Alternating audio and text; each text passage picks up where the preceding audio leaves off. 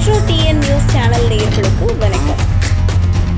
WhatsApp chat முதல் ஹவாலா network வரை வசமாக சிக்கிய நேரு. அண்ணாமலை வைத்த முக்கிய கோரிக்கை. டெண்டர் முறைகேடு, பணியாளர் நியமன ஊழல் தொடர்பான குற்றச்சாட்டுகளுக்கு அமைச்சர் KN நேரு மீது வழக்கு பதிவு செய்ய காவல்துறைக்கு முதல்வர் உத்தரவிட வேண்டும் என தமிழக பாஜக முன்னாள் தலைவர் அண்ணாமலை வலியுறுத்தியுள்ளார்.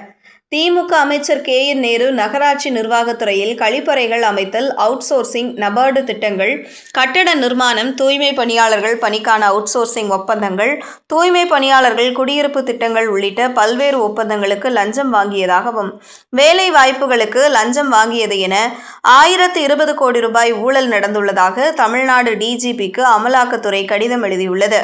இந்த ஊழல்கள் தொடர்பான ஆதாரங்கள் அடங்கிய 252 பக்க அறிக்கையையும் அனுப்பியுள்ளது.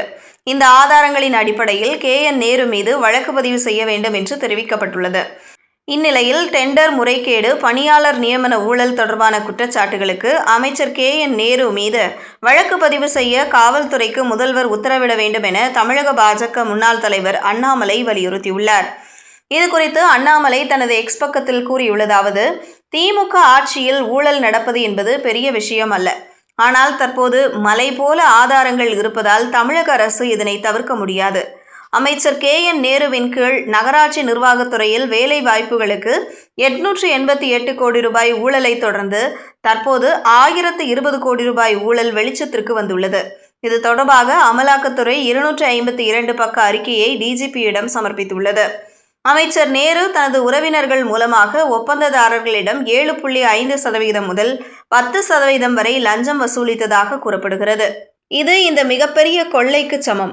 வாட்ஸ்அப் சாட், லஞ்ச கணக்கீட்டு பட்டியல், ஹவாலா மூலம் பண மோசடி பற்றிய விவரங்களை அமலாக்கத்துறை வழங்கியுள்ளது. கடந்த 4 ஆண்டுகளாக திமுக அரசில் சிறப்பாக செயல்பட்ட ஒரே துறை கலெக்ஷன், கமிஷன், கரப்ஷன் துறை மட்டுமே.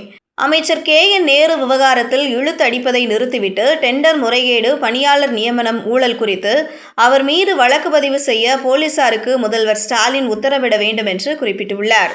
செய்திகளை உடனுக்குடனும் துல்லியமாகவும் தெரிந்து கொள்ள மெட்ரோ டிஎன் நியூஸ் சேனலை பின்தொடருங்கள்.